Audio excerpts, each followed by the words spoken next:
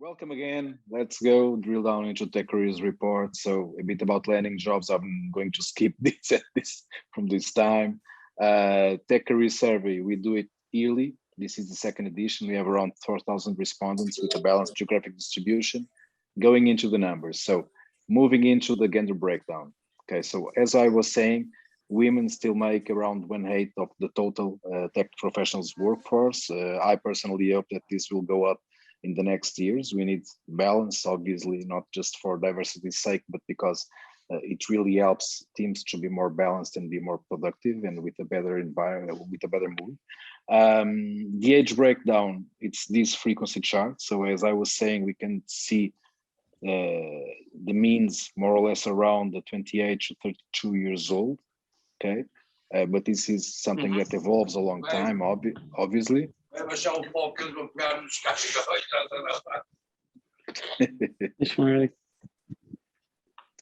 This is Zoom. About entering the tech careers. So most of people come from universities, around 3/4 of the persons, but around 20% they have self-learned their way into tech careers. So this is very interesting, and it shows how accessible nowadays going as a tech professional goes. Boot camps, this around 5% percentage is increased from 3.2% last year. So it's becoming more and more relevant as a way for people to enter the tech careers. So reskilling their way into tech careers. Okay, it's gaining traction and it's speeding up. Regarding remote work, so as we can see between contractors and permanent employees, contractors have more remote jobs than permanent employees. This is kind of natural, of course, and they have also a higher inclination regarding remote work than permanent employees. Regarding the duration of contractors' projects, so most of the contractors' projects go from 7 to 12 months. That's more or less the average. More projects with lower durations than that, than with higher durations. So usually contractors, they tend to change projects, change jobs, let's say from 7 months to 12 months.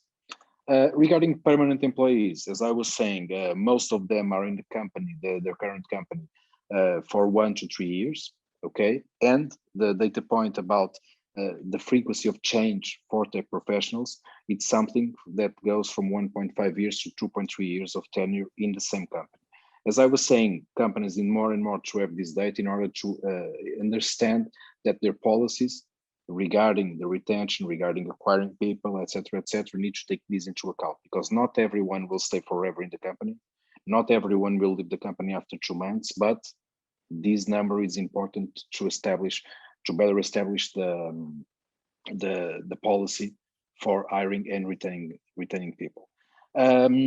So as I was saying also, the people that have more than 1 year in the same company, they have more or less between 1 to 3 years and more than 3 years, same level of inclination to change jobs during the next 6 months. And this is kind of balanced. Obviously, people who are for less than 1 year in the same job, they are less inclined to change jobs because it hasn't still arrived at the critical point of 1.5 to 2.3 years. Regarding languages, so this is the frequency chart for languages. Please bear in mind that these data, this information, they take one tech professional can have more than one technology, so it's not just one technology per person. And without surprise, JavaScript tops the list, followed by SQL, HTML, and then the full-bodied languages for development, Java, C# and TypeScript, which has increased a lot since the previous year's edition. This graph is interesting because it gives us, I think we were here in Crowdcast, it gives us a notion of the skills, the technical skills that exist in the market, and where we should sometimes try to understand which languages we should be using in order to maximize the tech professionals available to fulfill our needs for developers. Going for salaries. So this is a huge depiction in terms of big classes for permanent employees, for full office jobs. So this is kind of the standard job, probably not nowadays, but I understood that this was interesting to present. So we have regarding years of experience and the average salary, gross annual salary, please pay attention. So it's not company cost, it's gross annual salary. It's not net salary, it's gross annual salary. just for permanent employees. Okay, so this is what data showed us regarding this. But even regarding salaries and going a bit further, we still witness a huge gap between females and males, around 16%.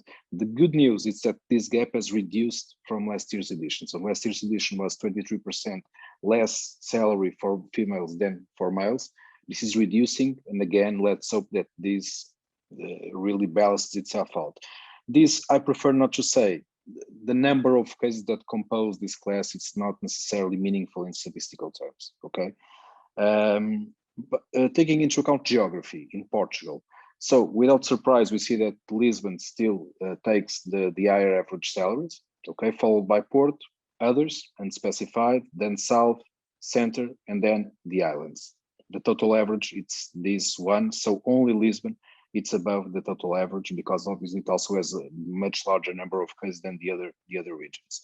Regarding salary variations per geographical area, Center and Porto have had the largest increases in terms of salary.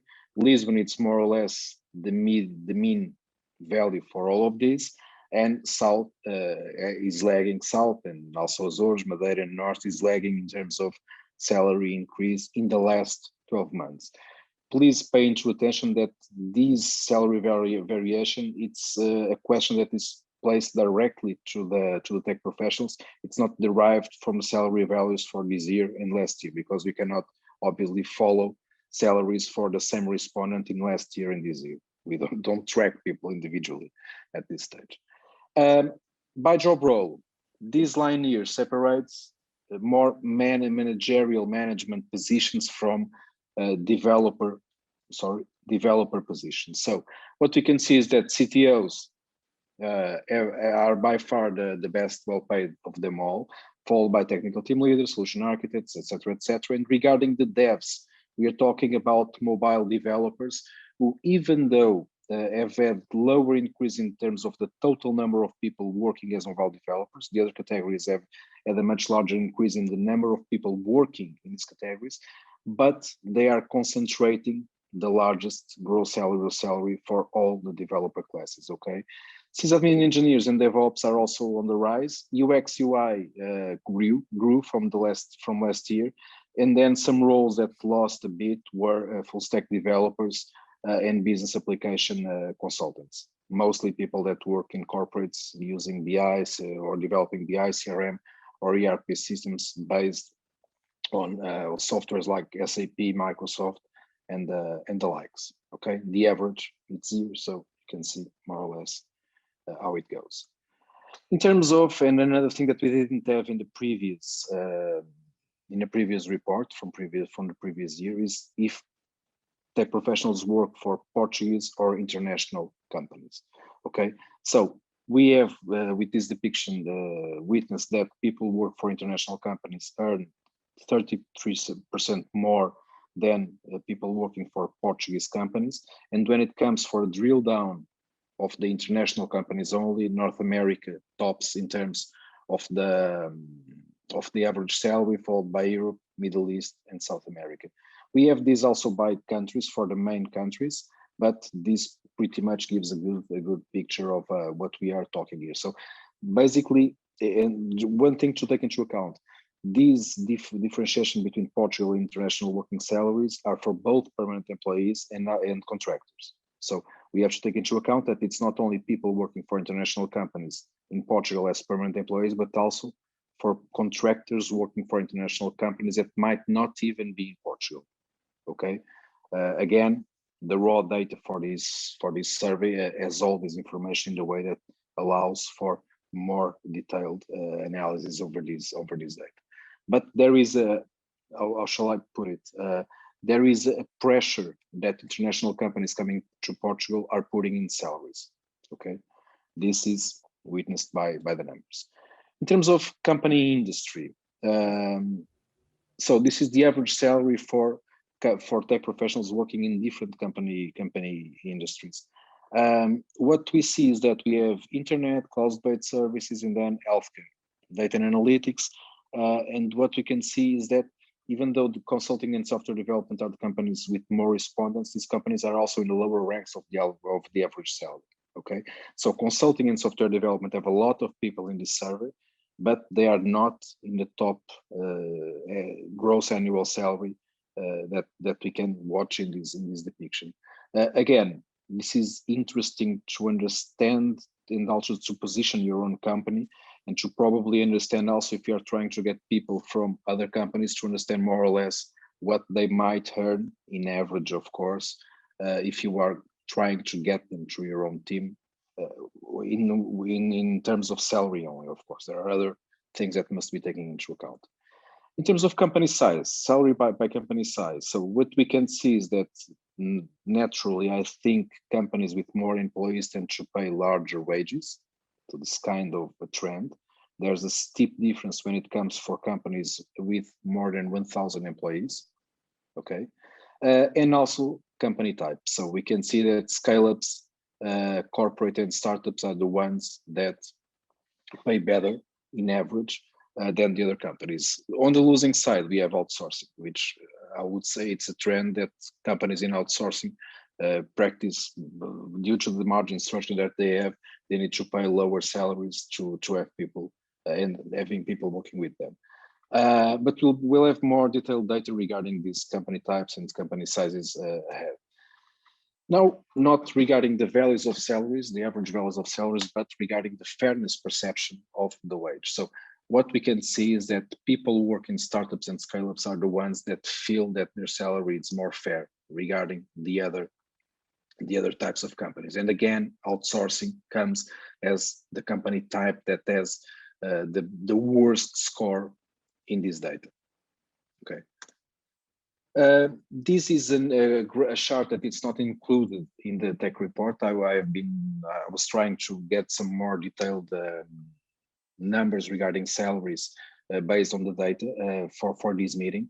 And this is a curve that basically gives a frequency chart. So the number in the y-axis, it's the number of people in this category. So people who earn less than 50,000 euros gross annual salary, 15 to 20, 20 to 25, until over 100, and divided by the years of experience of the people who have answered the survey. So what we can see is that this first blue curve, it's the one for the younger professionals. The red one, it's for the 3 to 6 years, and the plus 6 years, it's this one here. And we can see that there is a difference, an obvious difference between the years of experience in terms of the salary bands that we have for these categories. Also, I have made this graph for in the x-axis, I have the number of years of experience of the people who have answered, and here it's the average value for each one of these series. So the lines, we have all the category types, and what we can see, it's without surprise that the scale-ups are the ones that in average pay more, but then we have some fluctuations around here. Like, for example, when it comes to people who have more than 9 years, it's in startups that they tend to earn more. Okay. Again, I'll be sharing also this presentation with you. Okay, so I'm going fast here to have some more time for the Q&A, but please then feel free during this session or even after the session to put some questions and to share your thoughts regarding these. One interesting thing that we see in people that have more than 9 years is that in some so there is this kind of plateau in most of the categories, with the exception of startups, for people with more than 9 years of experience. This is the same graph, but for companies by company size. Okay, so less than 10 employees, 10 to 19, 2099, 100, 4099, and above 500 employees. And we see more or less the same trends that we see in the company types. There is in some way a relationship between the company type and the number of employees that they have. And again, the phenomenon of hitting plateaus in terms of average salary can be seen in some of these categories in this graph. Job motivators. So if you're hiring, if you're retaining, this is very important information in my opinion. So what do tech professionals tend to value more? And this year that we have had some changes. So the two top categories are work-life balance and career growth opportunities, followed by compensation and benefits. But by far, people tend to give a lot of relevance to these job motivators. Then you can see that, for example, that remote working, it's relevant, but it's not by far the most relevant category in terms of the job motivators. And when we go to the part about the freedom to choose clients and our projects, or the versatility and variety of projects, something that some companies tend to emphasize when trying to capture people or to retain people. Well, not everyone is that motivated by this. But again, this is an aggregated perspective of job motivators. We should drill down in the specific case of each company, and eventually even in the specific case of each tech professional. So to what drives him, her more or less. Similar to job motivators, the job perks. So things that people receive in some ways for working in a given company, and what people tend to favor more, it's computer office equipment allowance. This was not in a top category last year. It was health benefits. Then health benefits, parental leave, annual bonus, and surprisingly to foreign companies, especially companies from the US, it's this part regarding the stock options or shares. Usually talent in Portugal tend to have a very low impression regarding the possibility of having stock options or shares. Okay, this is very strange for people that come from the US, because they see, how is that possible, right? Because there it's all the rage, you know, having the stock options and employee shares and stuff like that. And to finish with some hiring trends, these are my personal opinions. So it's not Landing.Jobs official position, something that it's based on my perspective, and I think that this will be interesting to discuss in the session that is coming after this initial presentation. In my opinion, the turnover will increase considerably. So there is this domino effect that we are now starting to feel in Landing.Jobs of people wanting to change jobs. We are seeing a bigger increase from the part of the tech talent for jobs. And this will take, obviously, people away from companies that already have those tech professionals, that will make those companies need to hire more people, that in its part will be trying to acquire people from other companies. So there will be a lot of changes. And this is mostly due to the fact that since the beginning of the pandemic, there has been a very low, how shall I put it? A very low level of search of new job opportunities from part of talent. So we saw in March 2020, and mostly until now, more or less, that the activity of tech talent looking for new jobs was much lower historically than in previous years. And this has created a stress in these people that tend to change jobs. I remember from 1.5 years to 2.3 years. So they are now considering changing jobs. This will be a domino effect that will have a huge effect on the market overall, and it will make, obviously, increasingly difficult to fulfill the needs that companies have regarding tech professions. Remote work will be mandatory. I at least think it will be, but not in one size fits all. So it's not just, okay, we are remote and that's everything. No, some people will be wanting to be full remote. Some will be wanting to go full office. Some will like to have some days remote, some days office. So I think each company must find its own ideal point and try to make that a part of the message for talent, and having the notion that will do not please everyone, and they should not, obviously. So regarding all this, or in consequence of all this, local talent will be harder to get, because, for example, in Portugal, more and more external companies, not companies that come into international companies that have come to Portugal, but external companies are more and more poaching Portuguese talent to work remotely, usually as contractors, to fulfill their own needs. So this obviously will put the pressure in the acquisition of local talent. So there's a need to, in some cases, to also look abroad, not only in Portugal, to get the tech talent that companies need.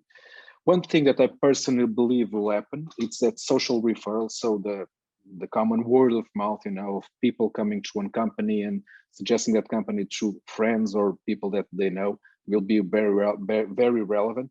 And obviously, employer branding in a hot market, it's fundamental. So the companies that have the better image in the tech professionals market will be the ones that will have it more easy to get the tech professionals that they need.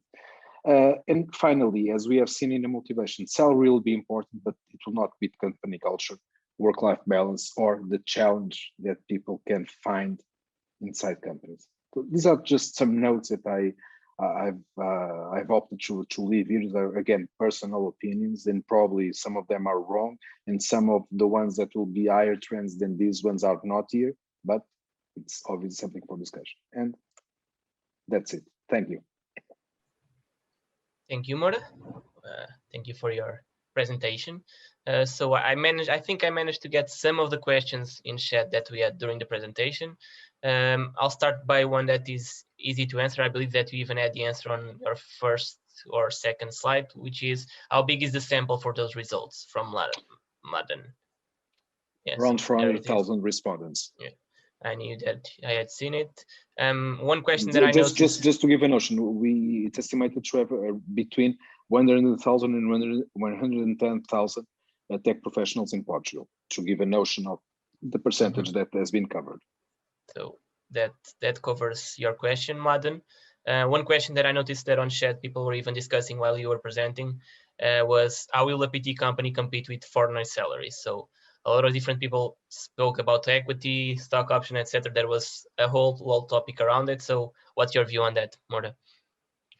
I think that salary is not the only component that someone looks like. It's more than studied for decades that, you know, you reach a certain point and in salary, that what motivates and drives people, it's the other things besides salary. It's the culture, it's the social environment, it's the challenge, things that are not quantifiable in a salary. Obviously salary is relevant, but again, you can compete with someone probably that has learned or has tried to work as remote contractor for a US company that pays 100,000 euros of gross annual salary per year, and that has done well in it, has liked it, right? But again, there are people that tech professionals like everyone, that have different things that they like. So it cannot, obviously salary is a variable, but it cannot be the only variable.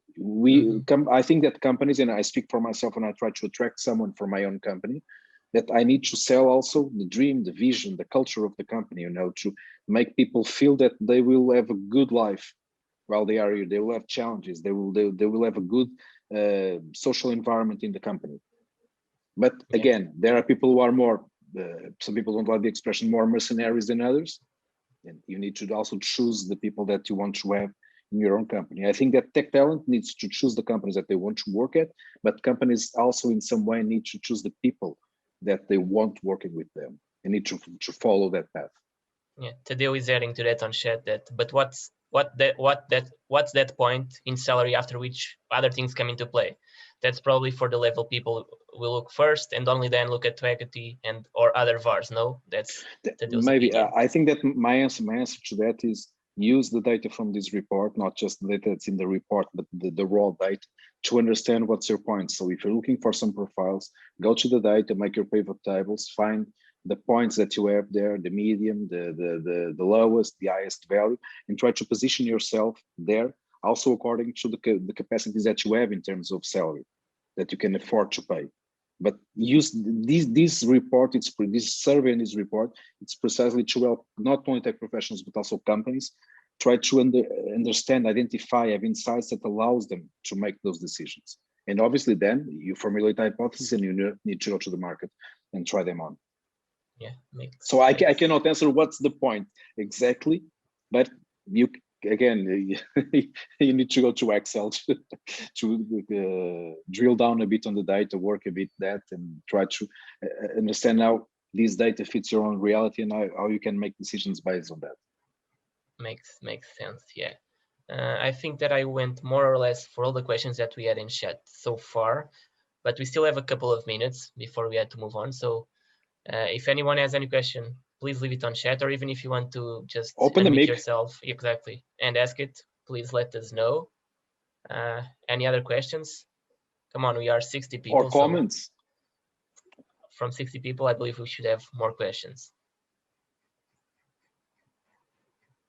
We're all shy here, I see.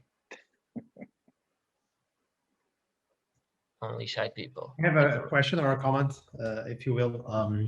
So definitely, I think it's always remarkable to do these sort of studies and to shed some light on what I can call very sensitive data, right? I think that definitely we share a lot with our peers in terms of knowledge, in terms of so many things. But definitely, I think that salaries is that sort of thing that, at least here in Portugal, we don't have this sort of open culture where we discuss this freely. And then I think that even an interesting pattern is that we don't see the sort of salary on the job ads as well. So definitely, at least here, it's quite sensitive. The only remark or comment that I do here is that averages are always tricky. So when we just gather like 4,000 answers and we just gather or we come up with an average, it's always quite, I wouldn't like to say misleading, but it might be a little bit misleading. It can be, right? Because we can have actually kind of very interesting salaries and very low salaries that, the average will be somewhere in the middle, which might not represent the sort of companies that we are searching for. It really depends also on the context and your profile. So I think that obviously I love this study for sure. I'm sometimes a little bit afraid is that when a company that it's a high payer, for instance, so usually a company that is based in the UK or in the US and they open a branch in Portugal, my only concern here is that I'm afraid that these salaries could be a little bit misleading, because if they are driven to Portugal because they are saying, oh, so a CTO earns like 60K, wow, that seems amazing. And they arrive here, they will soon find out that the sort of talent that usually those companies go for is actually kind of much much bigger salaries than the ones that are announced here, because again, they are averages. So I'm always a little bit afraid that this can be kind of, that could backfire some companies that are interested in establishing themselves here in Portugal. Yeah, one of the things, so we have done two things to try to overcome that possible problem. The first is can you see my screen yet? Yes. Yes. Okay. Yes, we can. So it was basically to try to build also these tables, besides all the charts and the graphs with the average, as you were saying, that have the lowest and the highest and the means value for each category, for years of experience, both for permanent employees and for contractors. Besides this, what we have done was, again, to open the data. And for example, we have concluded a data challenge based on this that we posted to the community for people who work in data science to grab the data and try to, generate projects using this data. And some projects were very interesting. And it was kind of a contest with the prizes for the first, second, and the third. And we're going to present this in the 20th, I think, in the 20th of this month, so 9 days from now. We're going to present the winners. But there is some projects that are very interesting in the sense that they present these kind of sensitivity analysis regarding years of experience, regarding the higher and lower bands, that try in some way to complement the information that we produced in the report based on the base data. So this is kind of a work in progress in some way, and the opening of this data to the community, both individually and if people like you or tech professionals want to do their own analysis or sharing these results, it's paramount to really increase the transparency and reduce the asymmetry of information that exists for everyone. And our strong belief is that this is going to be better for the market as a whole, not just for one side or the other side, but for the market as a whole. But your remarks are completely on point, because when we produce an average, well, it's an average, a lot of things are hidden under the average, of course. For example, one of the things I remember that you shared with one article, a very interesting article regarding, okay, we have this average and etc., but then you have some kinds of companies and the salaries of people in those companies is different kinds of companies, like the big startups and the local companies and etc. They are different. There are different clusters of salaries there that are hidden underneath the average. I tried to do something with that. My data skills were not enough to produce something, but it's very interesting if someone, for example, tried to reproduce in some way that hypothesis with this data to try to understand if this also happens in Portugal. So if you have, backend developers with 6 years to 9 years of experience, but how do they group between different types of companies? Because then, for example, when we classify or respond and classify their company as a startup, even that classification might be hiding something behind it, because you have a startup that might have 10 million euros in investment and pays a set of wages, and you might have startups that have, well, no investment at all, right? It's coming from the pocket of the founders. So a lot of things obviously are underneath this, but again, we should always try to improve not only the quality of the data and the analyses that are made, but also the sharing and the creation of better insights from all these ways of information that we are able to gather. I guess that when the community, the tech professional community, not only the tech professionals, but also the companies, beginning to use this to produce more insights, to share those insights, to really work as a community, it will be better for everyone. But that's it, it's a path, right? Definitely. So we had more people commenting while you guys were speaking, but more or less saying the same thing. So I believe that if no one else has a different question right now, okay, we have someone asking a question. Yeah, it's I'm thinking on the fly actually, so I would like actually to hear your opinion. I like the thought that that you shared about hiring someone. Contract is only a variable that amounts to a result when hiring someone. But there's something here that I still don't know how to position myself, which is there's this trend coming in of the remote work, and you've covered that, right? So that's fine. But there's also the other trend that you also covered, which is company culture, etc., where there's two very different poles of people. And what I don't know how to position is they are a couple of things. So one of them is, should we pick one? So finding people that are more cultural wise staying in the company, or having people that it's more remotely, or mix them together. And also the other point that you covered about compensation. So I understand and I agree that especially up until now, salary was a variable, and there were a series, a very big amount of variables that we could have locally, physically in place that would be very attractive for an employee to come, right? When we go to remote work, I find it harder because half of them disappear. Like there's no snooker, there's no PlayStation, there's no food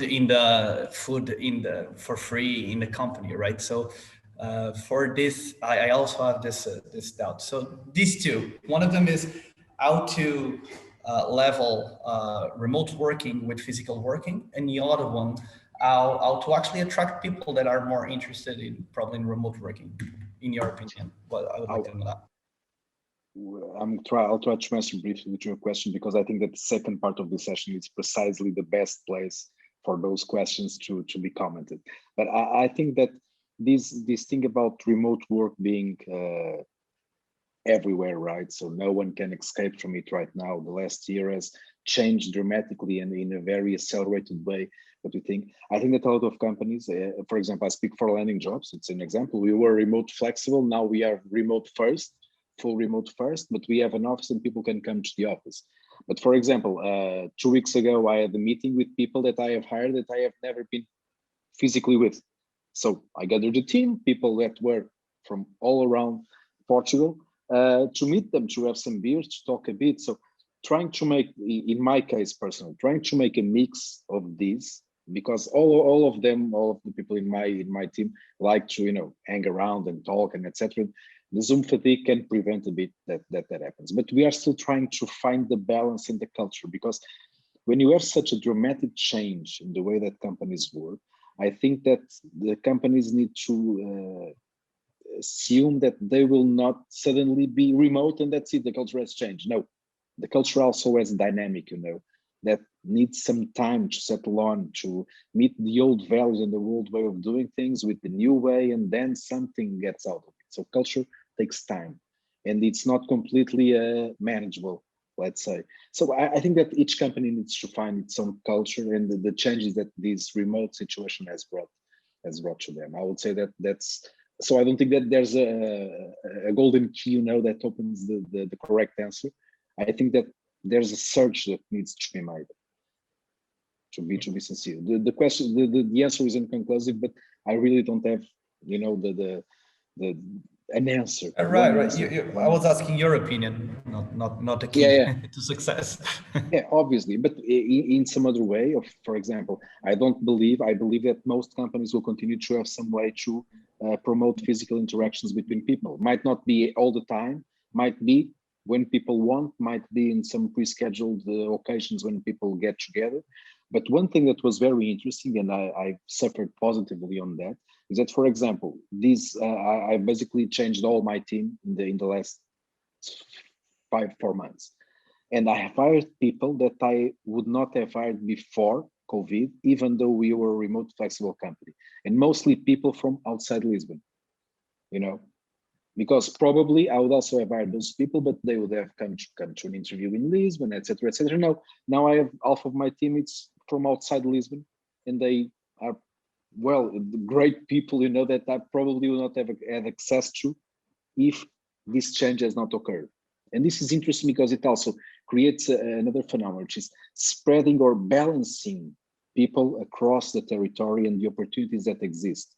And that's something that I still think it's in the beginning, but it will probably, for example, do more by the balancing of the interior and the littoral in Portugal than all the policies that the government might have placed and the incentives and whatever. So people being really able to live where they want and to work for a company that's in somewhere else, that is very, very interesting. I think that this opens a world of possibilities, for example. I believe we are already touching some of the topics that we'll cover on the panel afterwards. Right now. Yeah, sorry. so I'll thank you, Moura, for the session. Sorry to whoever is speaking right now, but we'll have to leave your question for the panel, since we are already a little bit late there, and most of these topics I'm sure that we will address them during the panel. So I would like to invite now Pedro Torres as well to join us, Manjuri and Sara. So I believe that most of you should be here already. There you are. And I'll pass the word to you, Pedro, since you'll be the one moderating the panel. Feel free to take over now. And I'll also be keeping an eye on chat if in case you miss any interesting question that you guys should answer. For sure. Thank you, and thank you everyone for attending this second part of today's session. So right now we are going to have a panel with Pedro Moura. So he will continue with us, and two new speakers is Manjuri and Sara. So Pedro already presented himself. I'll try to take a chance in presenting the next two speakers or members of the panel. So Manjuri, I had the pleasure to meet her in Berlin. I don't know, like 2 years ago or something like that. Yeah, 3 years ago, maybe. Yeah. 3 years ago. It was actually great to meeting Manjuri in person. Manjuri back then was still doing an amazing job in Zalando before moving to OLX. So in some way, she's actually much closer now to Portugal and to Lisbon because of her new responsibilities. Now almost 2 years or 1 year and a half, something like that, pretty much with global responsibilities in the OLX recruitment for the tech team. Regarding Sara, so Sara is almost 2 years as well on Daimler, on tb.lx. I've met Sara as well just before something called COVID that just pushed everyone to their homes for almost a year now. I remember perfectly everyone saying, you know what, in 2 weeks' time, we're all going back to the office. So famous last words. We're still stuck at home and going strong on that one, unfortunately. And Sara has been doing also an amazing job. Definitely, Sara and Manjuri bring a much needed diversity in our tech scene. They share tons of content. I'm a huge fan of both. So I'm really excited actually kind of to run this panel and to shoot some questions that I have here. But also remember that if you have some questions that you would like to ask them as well, feel free to write on chat that Pedro Saraiva will help me kind of to moderate them as well. Okay?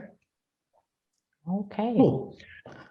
With that being said, I think that definitely we want to focus a little bit on kind of, okay, so what's going to happen on post-COVID? It's been quite a struggle, but we are almost there, not there yet, at least in Europe. In the US, they are way ahead of us.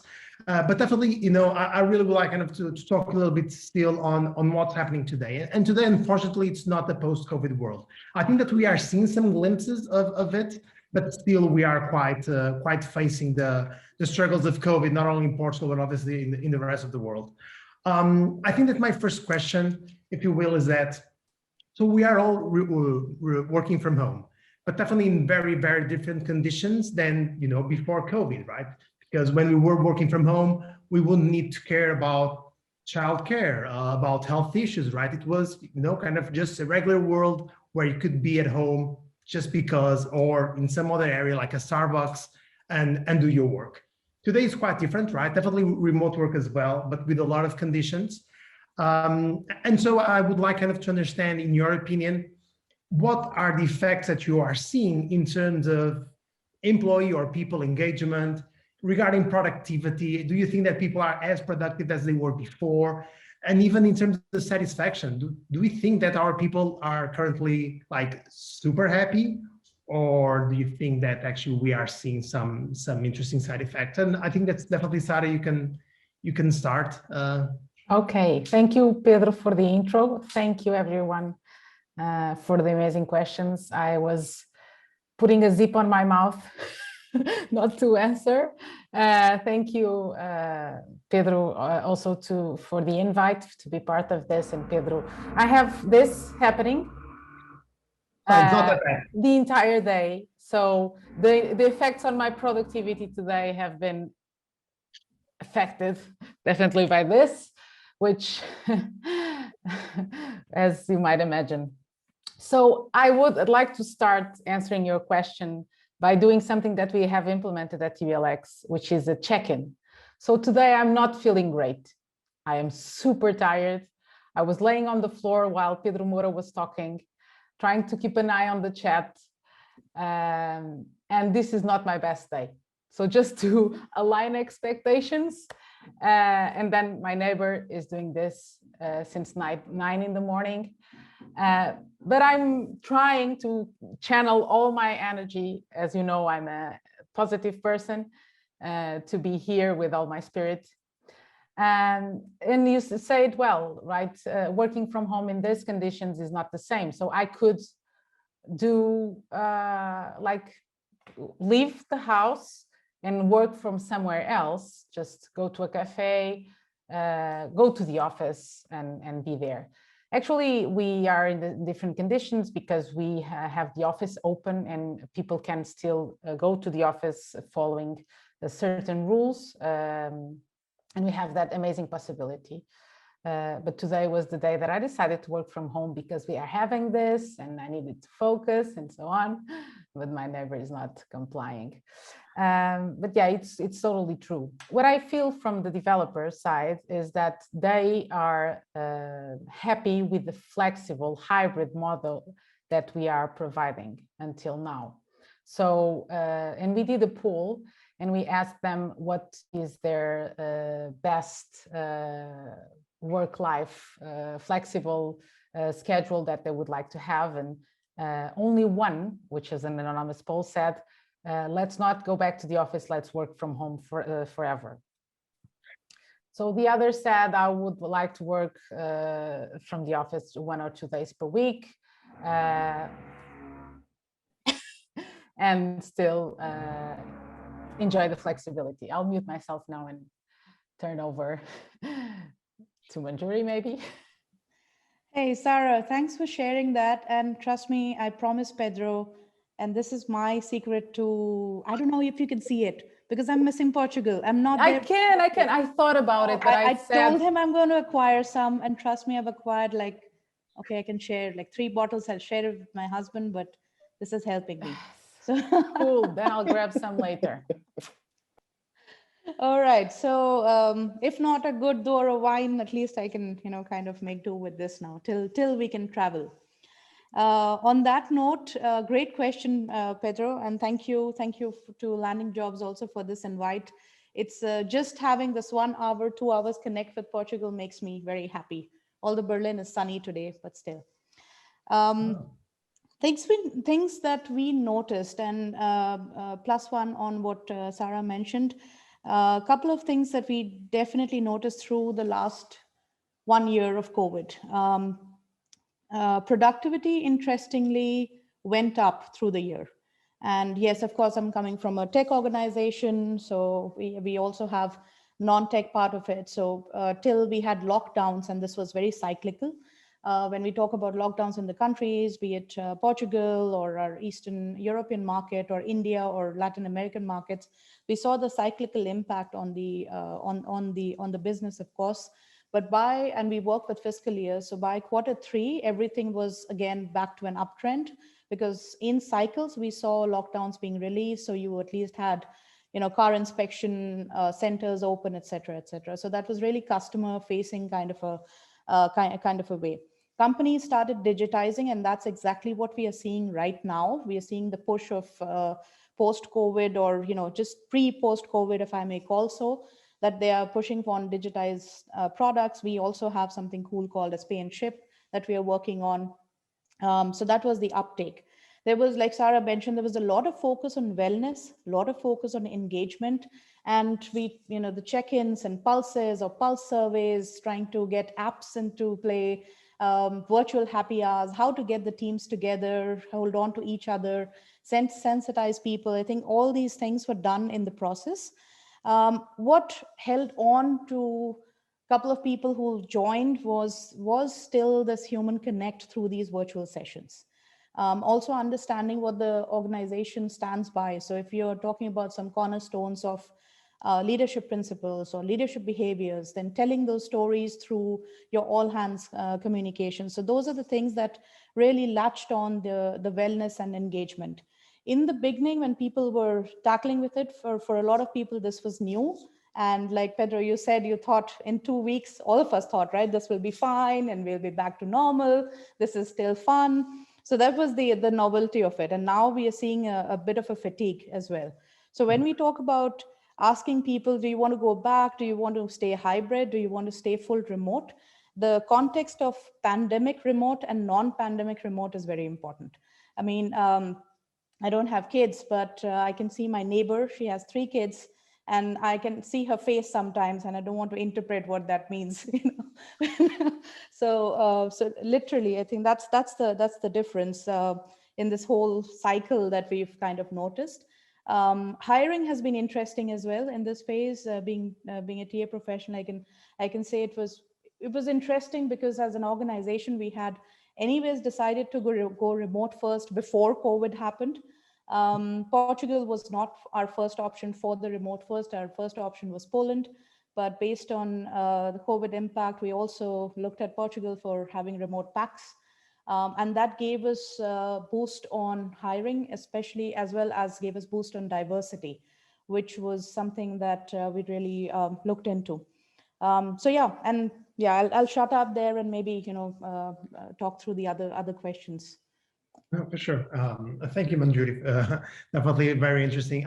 Pedro, do you have anything you would like also to share regarding engagement, productivity, employee satisfaction during COVID? Do you think that, have you noticed any changes? Yeah. Well, since the beginning of the pandemic, obviously there was a spike in productivity, because a lot of the things that prevented more productivity were regular interactions in the workspace, and that disappearing, there was this kind of booster. We did a lot of things, all of a sudden, but the down part came afterwards, because people started, okay, we can do a lot of things, but doing a lot of things, not necessarily doing the best things, and all the fun, or a lot of the fun that existed in terms of work, disappeared. So a lot of that happening during 2020, more to the end of the year. For example, started showing a huge turnover in my team, speaking specifically in my case. So that was a challenge to hire people during the pandemic, letting people go.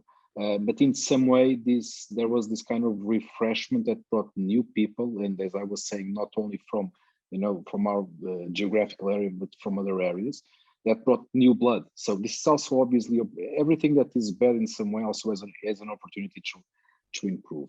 But one of the things, for example, that is happening now with the confinement is that people are coming naturally to the office when they want. And this is very healthy because people, you know, they schedule lunches and the times to work together among themselves, not necessarily the team as a whole. So this flexibility is being very interesting, together with all the remote communications, the all hands, the Zoom meetings, the syncs, etc., etc. Some periods, for example, I have one time per week where we have this meeting where we don't discuss work at all. It's just stuff, whatever that is. So we call it water cooler. And this helps to also create connections between people, to know each other. And this is very important because obviously there's no replacement for physical interaction, for physical contact. But we need to make do what we have in some way. And these water cooler meetings, more informal ways of doing things, even in companies. In the whole company, we do some things like Kahoot challenges, you know, when we put one person or two persons are in charge of the Kahoot for in one time in the other. And it's interesting because we expose ourselves, and this exposure, even though it's not ideal, like, you know, drinking sag with friends in the balcony and smoking some cigars and talking shit, you know, it's not the same thing, but it's something. But now, for example, with the team more deconcentrated in geographical terms, spread across the territory, I also want to do something that allows us, for example, once per month to be all together. So obviously, people who are farther from the office, I prefer to pay them to come to the office for us to be 1 day, 2 days working together, drinking together, talking, etc., to create some bonds between people. Because in the end, you know, most of the times, my personal opinion since ever that I work is that people tend to stay more, and talking about retention, for the persons that we work with than for the salary. If I would have to factor things, that would be more relevant than the sector per se, the salary per se. It's more like, oh, and I have 3 kids, Manjuri. It's great to have them all in the house during the pandemic. I don't know, I didn't hurt myself, you know, or them. Just before moving to the next question, one thing also so definitely I agree with everything that you said. +1 or +1,000 on the fatigue. I think there is a lot of tired people of being on meetings, being on Zoom. Just for you to have an idea, I'm so tired of staring at a monitor every single day. I even bought some blue light glasses. I never wear glasses my entire life.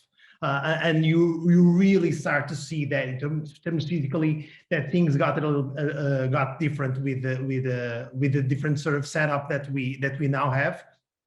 And one interesting thing there also, it was mentioned, was about productivity.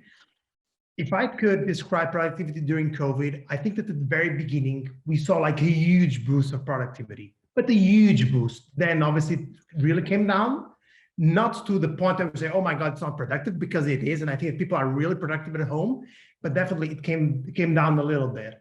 And my read on that, and it's a very, very personal view without any sort of science backing it up, was that I truly believe that at the beginning of COVID, people were afraid. We saw a lot of rifts. We saw a lot of people being fired.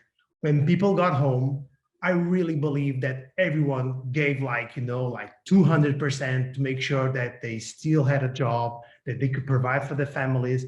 And I really see a correlation with that and the productivity of people. People were really, really concerned. I was concerned, for instance, for sure, that I could lose my job. I think we were all. It was with so many unknowns. No one in this lifetime ever saw something like that. We really didn't understand the sort of impacts. And so, seeing companies like Uber and Airbnb, rock solid. Everyone would love to have those stock options, and really coming down, it would be just like amazing. It was something that it was pretty much unthinkable. And that I think that it really made people productive because people were really afraid.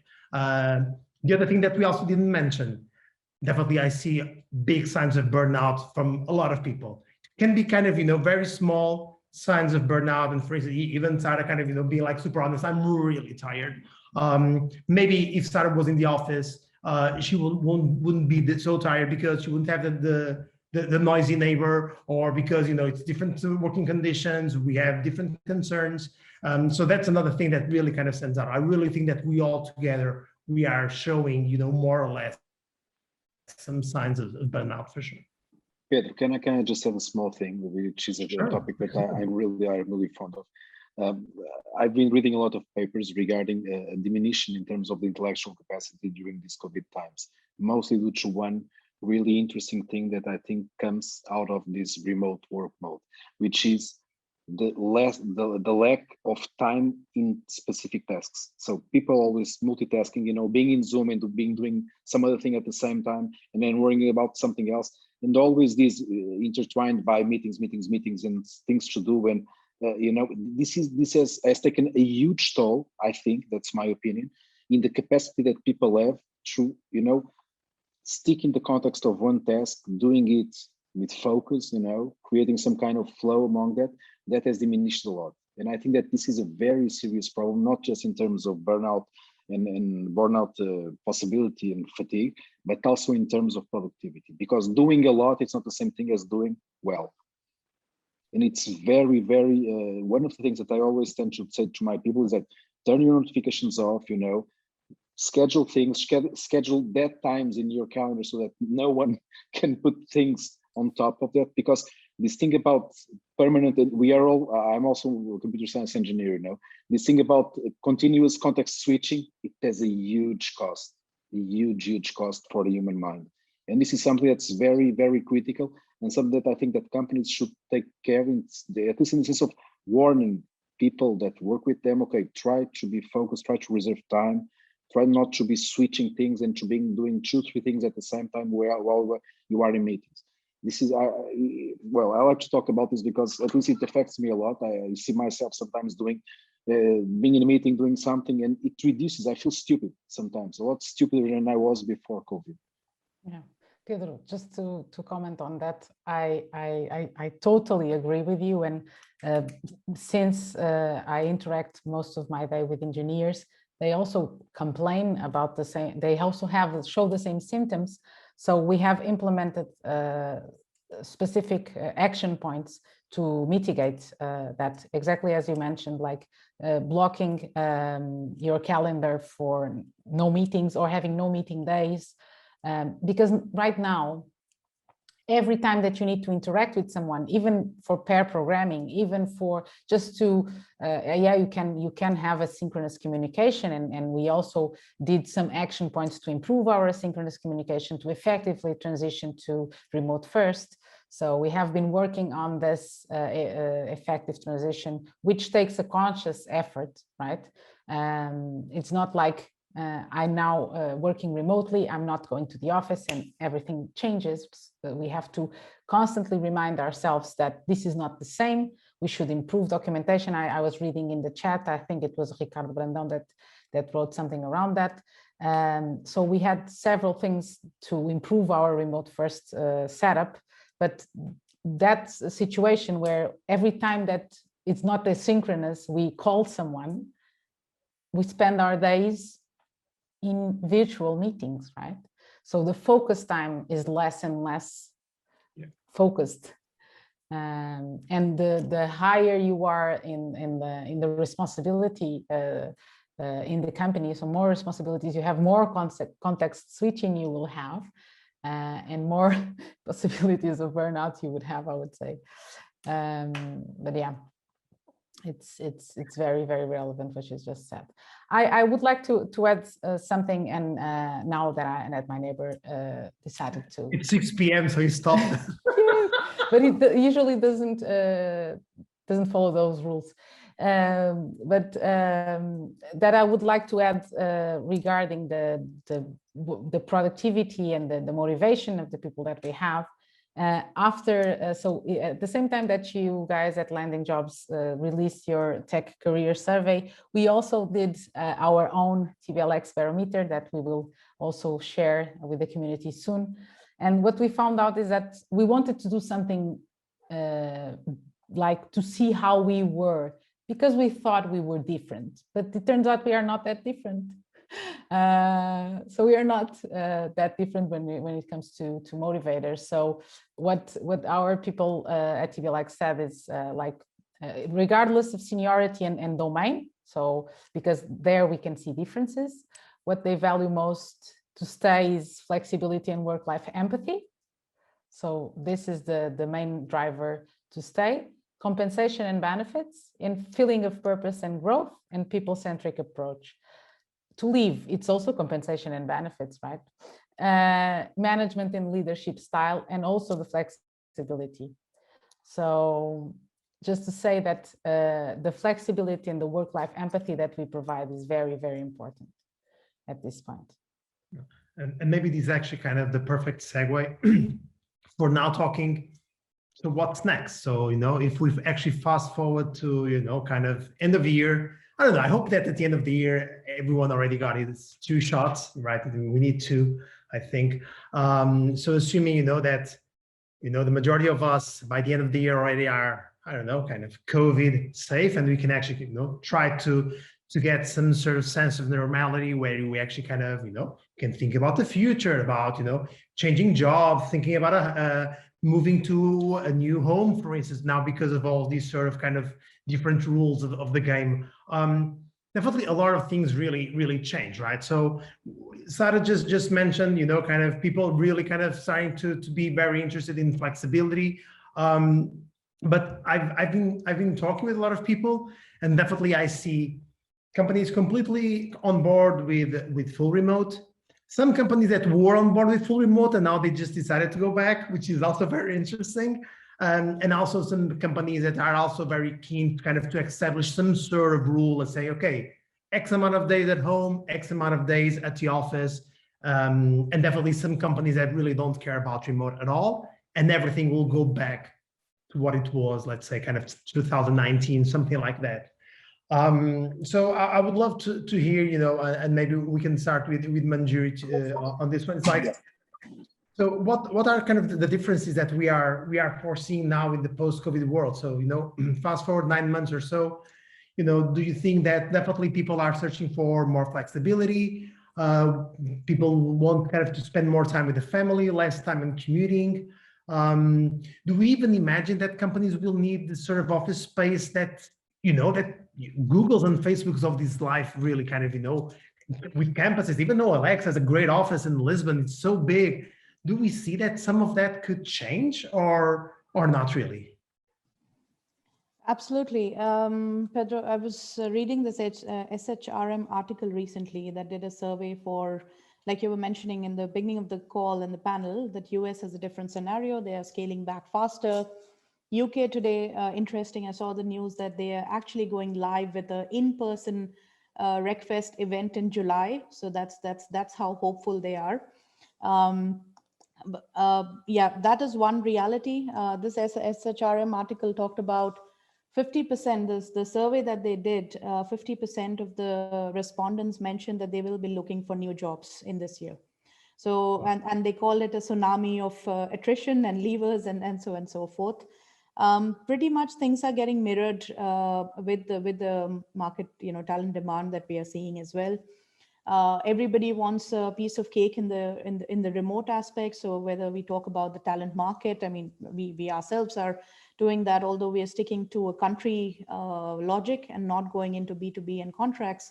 So we are expanding into Romania as a Romania remote, Ukraine remote, et cetera, as well, along with Portugal and Poland. So number one, I mean, to your question is, we need to understand, to Sara's point, we need to check the pulse of our organization. What do people want? That's one. To figure out where they are, what is the existing teams also saying. Looking at our own vision for an organization, very important for the leadership to already start answering those questions, whether they want to be remote first, whether they want to be hybrid, whether they want to provide options. Now, if I take a simple example of our Portugal setup, we have remote packs.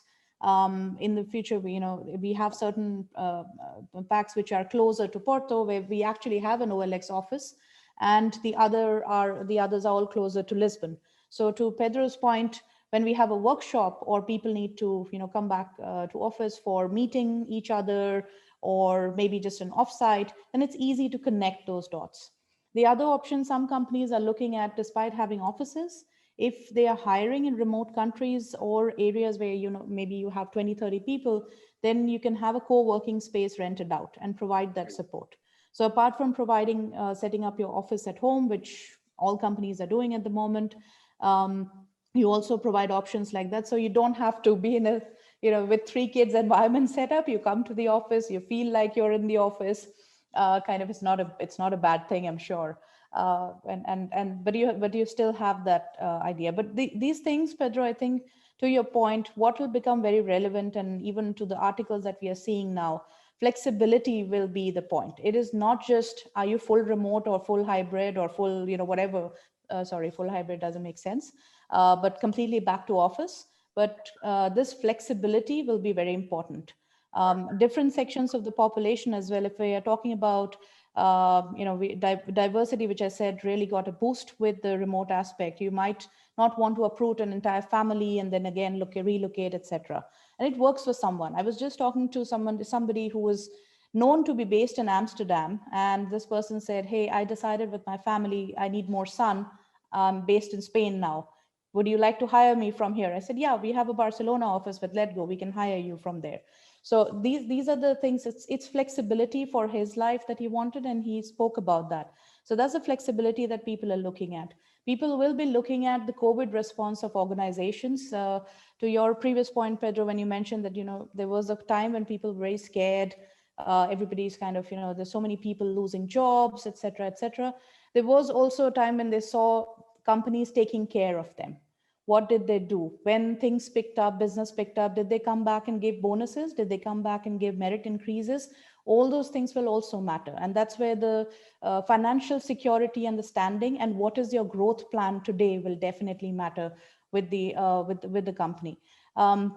It is interesting, of course, we were talking about this long-term aspect where we do have stocks and RSUs.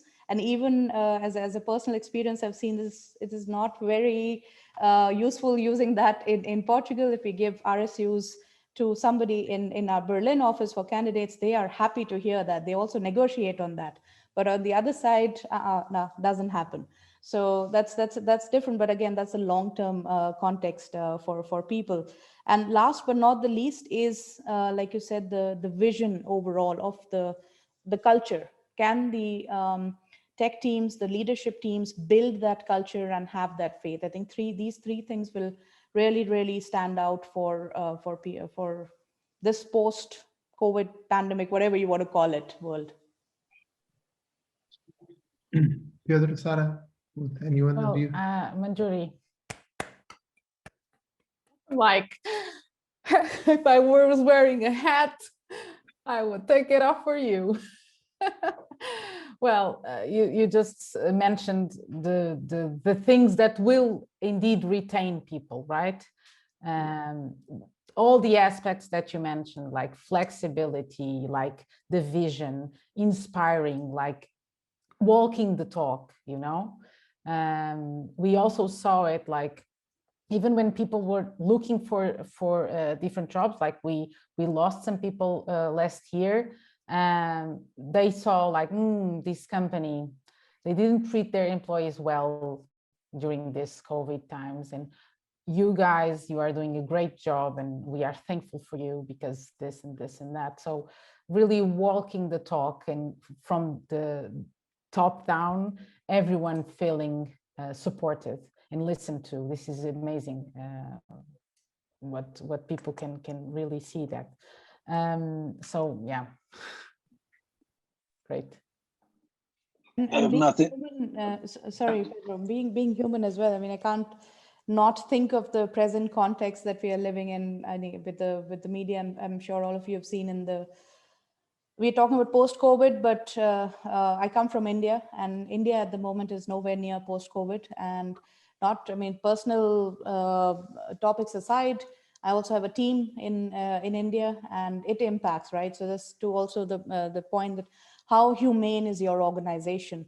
And something that I really saw in the past couple of weeks since this entire upsurge, nobody is talking about productivity or business or anything. It's all, in fact, we have our OLX helplines that are customer facing. Some part of it has been turned around to support on oxygen, finding vendors, and so on and so forth. Even I took personal help for my family because I'm sitting in Berlin and handling something, coordinating from that side. So how humane has the organization been through the process? through this COVID process. And we've seen different countries. I think Brazil is also having a very rough patch at the moment. We've seen periods when Portugal faced it, Spain went through it, etc. So it's cyclical, but how did the organization support you as people, as human beings? That is super key, definitely super key. No, absolutely. Sorry, I have nothing Pedro. to add. No, just to add this. I have nothing to add to what you said. I'm starting to get jealous. So follow on.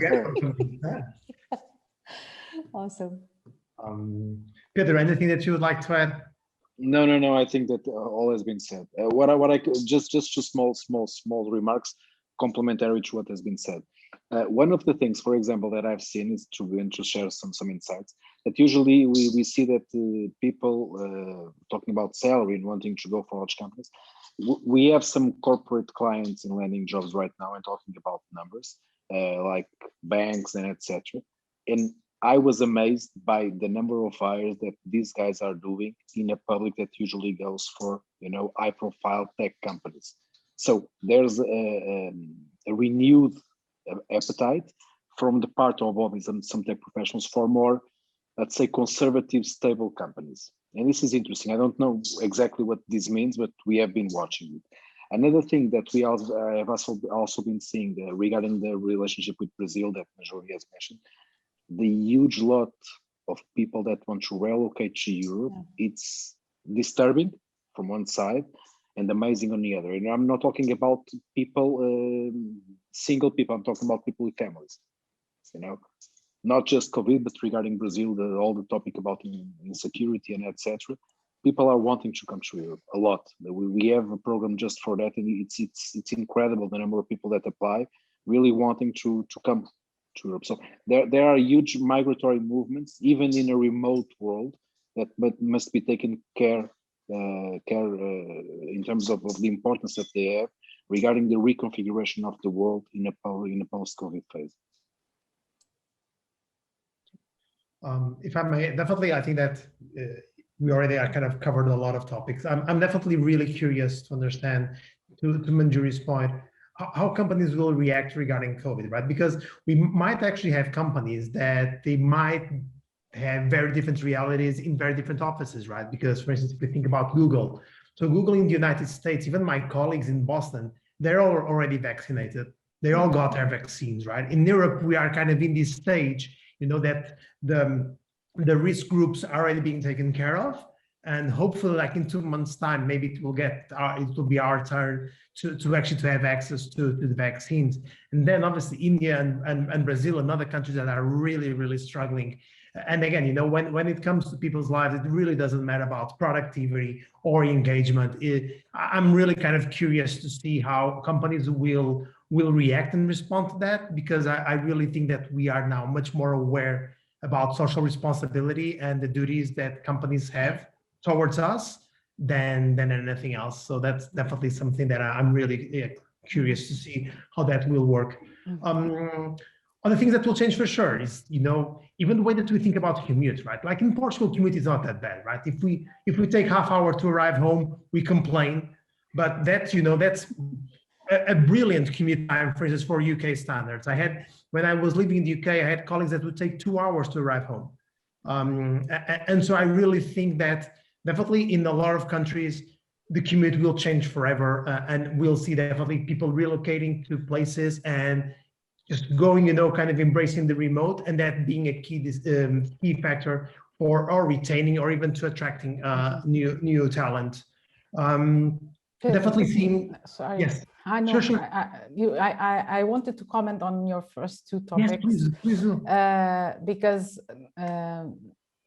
I have to tell you honestly, I feel terrible not addressing this to Manjuri first thing that right when we started the panel discussion, and I have to tell you, Manjuri, that I wrote you personally, but I cannot imagine how you must be feeling and what you must be facing right now.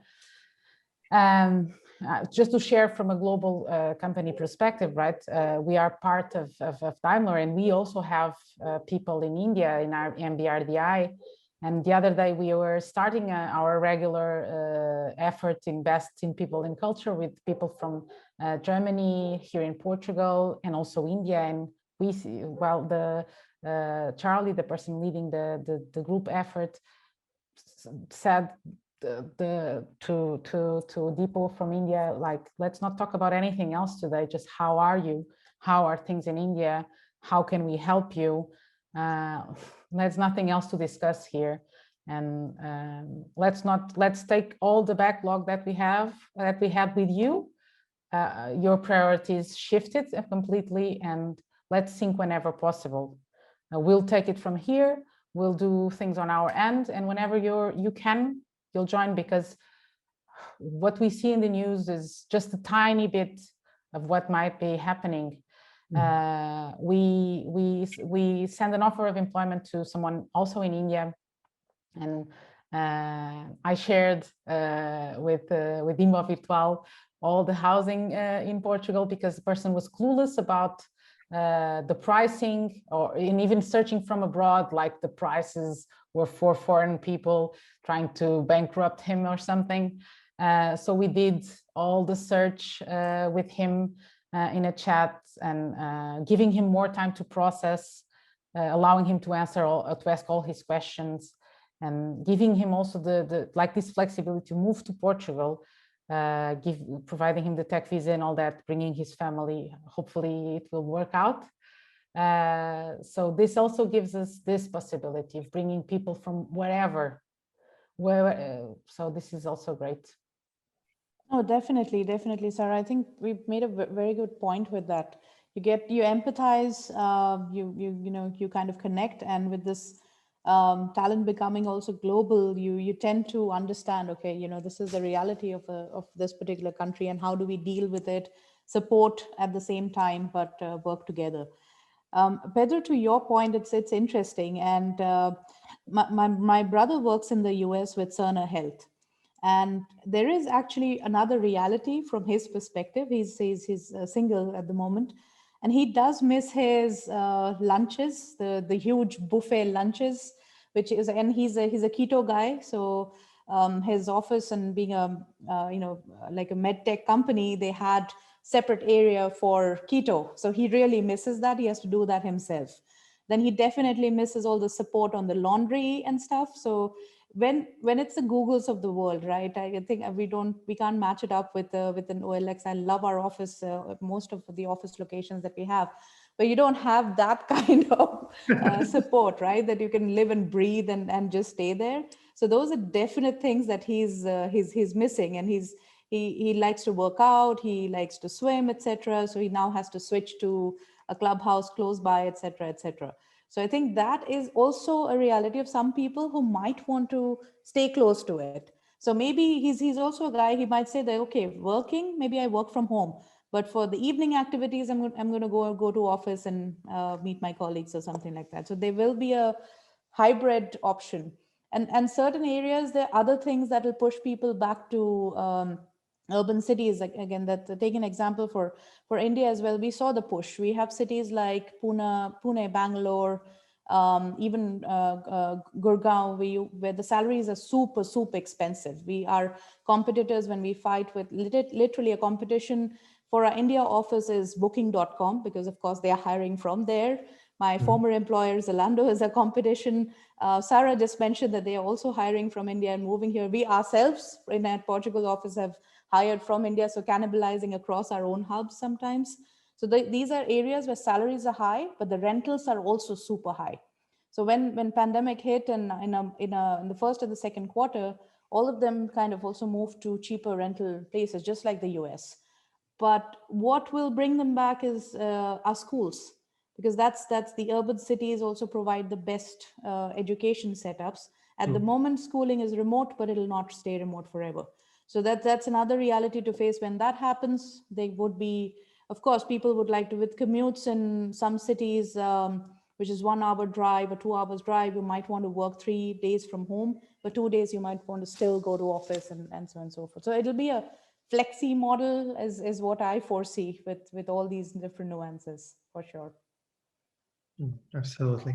And again, I think that this is also the perfect segue for pretty much kind of the last big question that I had, that is, so how do you think that this is going to affect everything? So thinking a little bit about Portugal, do you think that we are going to be able to retain more people, or do we think that people were going to kind of to move abroad because they are going to see more exciting opportunities? Are we going to lose some people because they are just going to work remotely, you know, to the US or to any other country? Do we think that, you know, even as Portugal as a country, are we going to lose some sort of attractiveness because of remote? Because, for instance, we saw big heavy investments, you know, with Web Summit. We were even calling Lisbon as the new Berlin. So definitely kind of creating very interesting branding around the city and the country. Will kind of remote work change that somehow and the post-COVID? Or, and even the tech salaries, right? Pedro Moura spoke about tech salaries. Do we think that we as a Portuguese company or with presence in Portugal, should we be concerned because, you know, some companies in the US could kind of start offering much more salaries closer to the US reality than kind of our reality and what it means for us Portuguese companies? Maybe we can start with Pedro on this one. Well, for starters, regarding the change in the tech professionals dynamics, I think that we already are at a loss in terms of the tech professionals that we have. We need more. So, and that's a huge problem because the teaching system based on universities, they basically work for themselves. They don't work for the students or for the market. And this is a huge problem because even with a lot of boot camps and reskilling courses that are not really a lot, but we must have a need of around 80,000 tech professionals in Portugal right now, just to be in the European Union average of tech professionals in the workforce. And we are graduating something between universities, boot camps, etc., around 6,000, 7,000 people per year. So at this stage, and with the need of this percentage of tech professionals in the workforce increasing, we will not merge with the European Union standards. And I'm not talking in countries like Sweden, UK, that have 8-10% of tech professionals in the workforce. So this is a huge problem that I think that the country still, and especially the responsibles for the country, have not yet internalized that. A huge problem and also a huge opportunity, of course. This being said, I think that it's obvious that more and more external companies will come and poach Portuguese talent. It's inevitable, but it's part of an open world because Portugal can also go and poach talent from other countries. And this is something that creates an ecosystem that it's balanced and more open than it was. And I think that in the end, this is good. Another thing regarding the attractiveness of Portugal, I think that, listen, search in Google for digital nomads top destinations. In the top 10 results, you'll see Portugal as the #1, not in the top 10 in all, top 10 or top 5, I don't remember exactly, but as the #1 destination for digital nomads in 3-4 of them. So Lisbon, not just Lisbon, Portugal as a world, more Lisbon because it's the capital, but also Porto, etc., is being identified by people all around the world as one of the destinations to go, to reside, and to work from, to whatever. And this is very interesting. The tech visas are helping, of course, but again, I think that we need to have a stronger policy regarding immigration of tech professionals from the whole world than we have nowadays to be able to bring more people, more qualified people to work and work for Portuguese companies or for international companies. But if we have these more tech professionals in Portugal, being them Portuguese by birth or being them people that adopted Portugal as their country to reside, that will be good. I think that we all need to do a huge effort for that. Apart from that, I think that obviously the salaries will need to increase. Let me give you an example. When I started working 20 years ago, my base salary was 1,100 euros net. Nowadays, it's the same. So there's something here that needs also to be corrected in some ranges of salary. So it's natural that the salaries will increase, but the thing is that we as a company need also to increase our own productivity and competitivity and the rentability, the amount of margin we manage to release, to be able to pay a bit more for people. That's the evolution of things. We should not cater only to worry about we worry about low salaries because we have a low value economy. It's basically it. So we solve one problem by solving the other. It's not by keeping salaries low, that will be more competitive. Probably it's the other way around. It's putting pressure on the bottom line of the companies for them to need to generate more revenue, more margin, to be more competitive, nationally and international, to be able to pay better. And not only for tech professionals, but we are talking about tech professionals here. So I think that it's a dynamic, again, like the culture in companies with COVID, it's still something that's being matured. People and companies are trying to find their own place in this new world, more or less new. But I think that in the end, if we play well, we'll come out better than what we were before all this. Pedro, you mentioned a lot of interesting things there. And I would just like to compliment that. I think the companies represented here, like me, like tb.lx, represented by me, or Salsify, represented by Pedro Torres, or even your case, representing all companies, in Manjuri, representing OLX. We will be the last ones to be hit by this because we are positioning in the range where we are the best, one of the best that pay, the companies that pay the best, the most attractive salaries, let's say. I would like to hear the consultancy companies, or the more old school companies, or the more vertical hierarchical companies, when they are hit by this, right? They were hit during this year, of course, but they will have to also adapt, right? I think we have more recent companies, or companies that have multiple geographies, can adapt faster to this trend. But the companies that were based in Portugal, only invested by Portuguese investors and stakeholders and stuff like that, will surely be more hit by this. But I saw some comments very interesting in the chat, like Nuno Godinho was saying that, I'm sorry that I'm reading the comments, that we would have to find like a European cap for the European market, so we can still attract talent. That is truly interesting, but for that to happen, like our Portuguese economy would also have to level up, right? Otherwise, how can companies pay those salaries, and how can we mitigate the other things that we live in Portugal, guys? I live in Portugal. Absolutely. I think we are seeing so when Sara said we're pretty competitive in the market, and there are two things we like to standardize. Also with the remote logic, we believe that we are still paying Lisbon salaries, even though the candidate or the employee might be based out of anywhere else in Portugal. So pretty competitive in the market still, since we are hiring in big numbers and also hiring seniors. We are facing the heat, and we do have situations where we go into 1 or 2 counter offers, or even three counter offers for that matter. And that's where, Pedro, I said that what works in Germany of adding RSUs doesn't work in Portugal. So this is like, okay, most of the folks don't even want to talk about it. Okay, it's just brushed aside on the side, and it's not even OLX RSUs. We link RSUs from our parent company, which is one of the biggest internet investment companies in the world. So it's really, really, really big bucks. But yeah, no. So I think that is a maturity. It's already said, so I won't say the same things. Two things I think for the talent market, as well as Portugal as a country, which will help, help further in the next one or 2 years. One is scaling up on the quality. So we actually have focused on one of our biggest margin businesses for Portugal, and this is growing. And this will grow in the next 2-3 years. I'm sure other companies are also looking at Lisbon, at Porto, at your universities are amazing.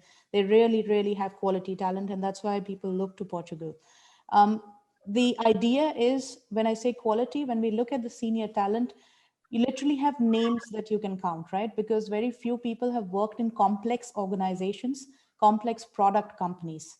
Unfortunately, most of the interfaces are with consulting firms and not with complex product firms, not with firms which are built up from the start. So you haven't gotten your hands dirty.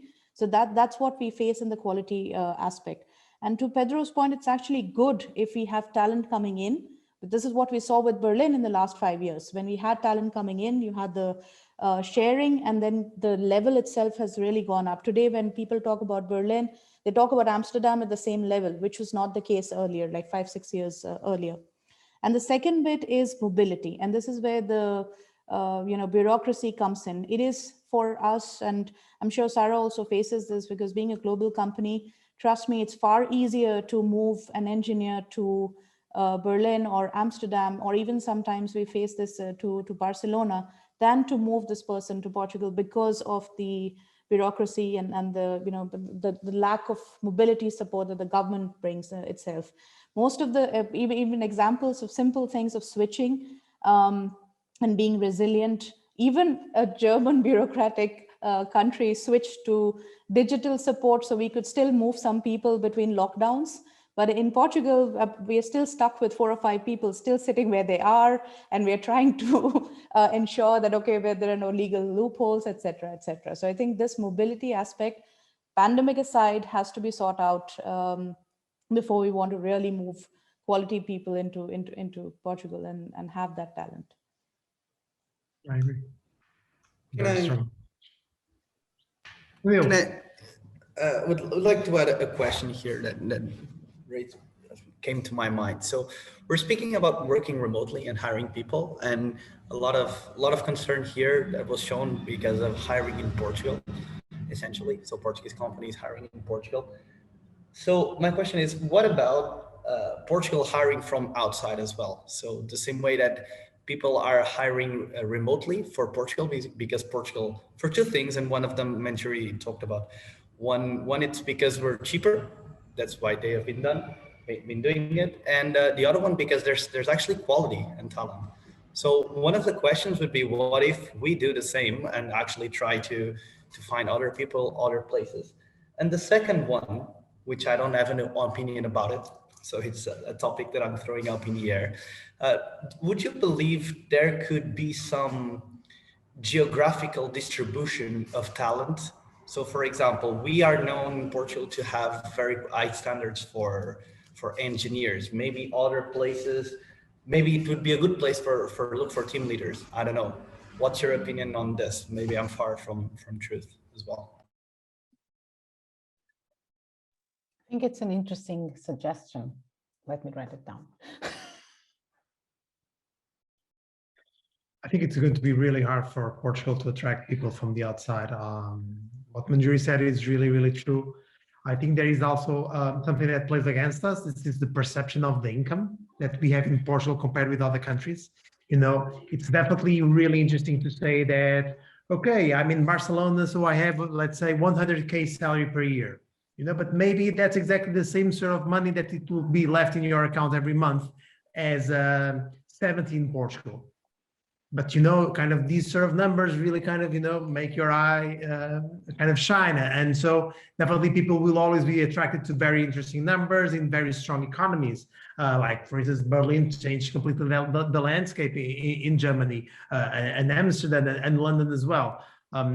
So, I think that besides the weather and definitely having very interesting talent, it's very, very hard to see the kind of people moving to Portugal just for the sake of it, which is interesting. That is not what we see, for instance, in Berlin. So Berlin can attract people from London. How many people from London do we know in Lisbon, except for people that really enjoy sun and Pedro, surf? I need to really, really, really give you my opinion here. I know you are a Berlin fan. You are very obvious about that. But me and Pedro Moura have to join forces here and really defend the good things that Portugal has, because I'm not a huge Portugal fan, let's say, because, well, I'm not, but I know there are certain things that we provide that are very interesting from a living standpoint. Like, you can move to Grândola, be 1 hour away from Lisbon, enjoy an amazing landscape, have a house just for yourself with sheep, goats, plant your own tomatoes, whatever you want, and not be stuck in the city center like Berlin. commute, like with the flexibility of schedule that we have now, you won't be facing traffic. You can choose other means of transportation if you decide to use an office. So I'm choosing Grenoble because I love it, as you like Berlin. And I right now I always lived in the right side of the river in Margem Sul. So I'm close. I'm like 20 minutes away from the beach, like every beach here in Margem Sul, Sesimbra, Costa. I'm right in the middle.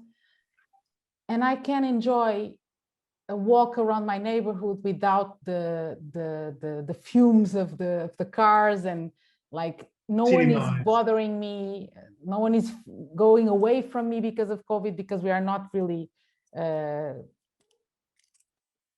I can go for a beer at the beach, not in the crowded Esplanada in Lisbon. So let's go Margem Sul, let's go Portugal.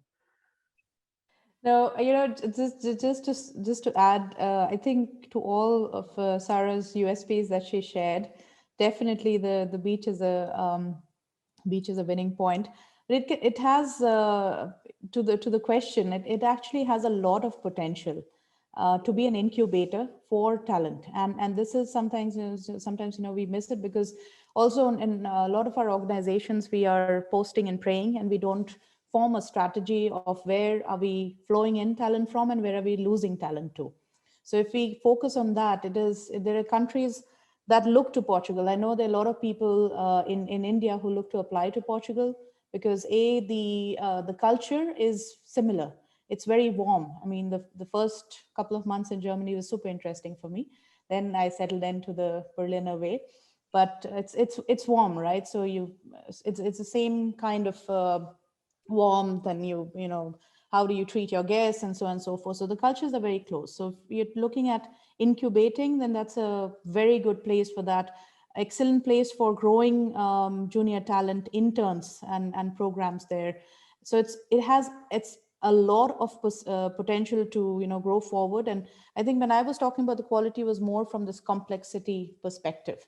And that's the transition that will happen. We have that also in India, because most of the companies, the Infosys, the Wipros of the world have unfortunately you know, 100,000s, 200,000s. Those are engineers. They most of the times do not even scale up or pass the second round of product company interviews, right? It's a very different world. We would look at Flipkart's, even Booking.com is hiring from Flipkart. We would look at Oyo. We would look at other competitors like Microsoft and Airbnb. These are competitions in that country, right? So that is an unfortunate part, but that will also scale up in the future. And there's a lot of potential for sure for Lisbon, Portugal to be the next Berlin, or actually be on its own. You cannot, you don't need to be the next Berlin. You have a beach, come on. And tomatoes. Did you say that? Yeah. Let me just add a bit of a more. Then we need to close, Pedro, with yes, please be brief. Okay, just a bit of engineering perspective to the question. So regarding acquiring talent from outside, I would separate this in two axes. The first is the richness of the country that you're trying to get talent to, and the marital status of the talent. So basically you have poorer or richer countries, and you have people who are single or people who have a family. And if you divide these in quadrants, you have an offer for each one of these quadrants.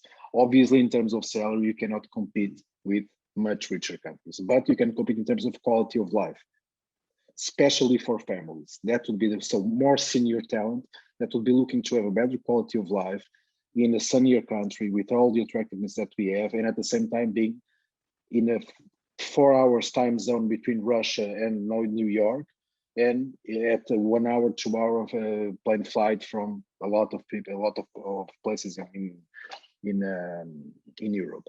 If you go for the singles tech professional in richer countries, that's more difficult. You know, we are not Ibiza, we have cool parties, but these guys rather be where the confusion is. So I would leave those where they are for now, let them marry and have kids, and then go after them. The other thing is, if you go for poor countries, well, then you can basically try to attract anyone you like, both families and singles, because they want to come to Europe, and not just necessarily to Berlin Portugal, it's more and more in the radar of people that want to be in a place which is safer, which has an economic level above the place where they are, that want to improve their lives and their families. So there's a lot of things that you can do to attract talent here physically, because if you go just for the remote part to attract talent for the companies that are in Portugal, then you can do it remotely.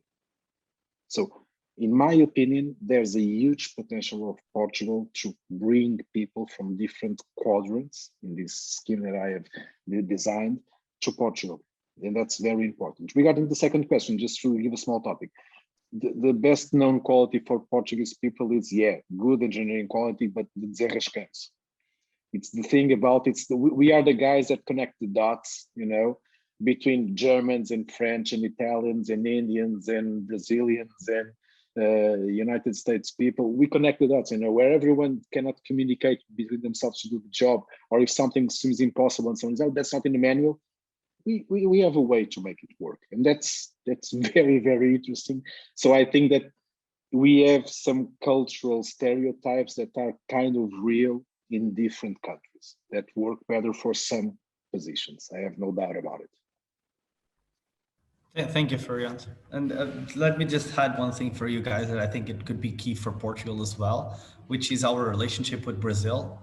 Because at the very least, the fact that they speak a very similar language, and adding that to the fact that many of them don't really know English well enough, it can be a very great key to actually promote talent for Portugal, even remotely or even coming in. But Tadeu, not just Brazil, but remember one thing, the Portuguese are bad in a lot of things, but in one thing we are good, communicating with other cultures. You know, that's one of the best things that we are good at, and we should take that as a competitive advantage to position ourselves in the world that we live in and that we're going to live in the future. That's a key quality for every organization. That's it. Yeah, I was speaking more in terms of candidates searching for us, because for our side, I believe that we can be everywhere. But if every salary is open everywhere, I think the search from talent will be selective depending on what they want. And I think this is a selection that might be interesting for us, and Brazil is quite big. We need to close. The conversation is awesome. And definitely, it was a very strong ending. Everyone was amazing. Thank you so much, Sara, Manjuri, Pedro. It was a brilliant panel for sure. Pedro Saraiva, you want to close? Thank you to you as well, Pedro. Thank you to you as well. It was a pleasure to listen to you guys. Thanks a lot for everyone for sharing, even in the chat. We had a lot of interesting discussions going there. It's a shame we cannot record the chat. Otherwise, it would be an interesting read for sure. Before closing out, I want to thank as well Moura for the first talk before the panel. Thank you everyone for joining. And thanks as well to Landing.Jobs and AWS for supporting the CTO Portugal community. For the ones that are not part of the community as well, feel free to check our website on the internet. I believe that either Pedro Torres or Pedro Oliveira can put the link, the site here on the chat really quick. And this is it. Thanks a lot. Hopefully next time we can meet in Margem Sul and have the discussion there.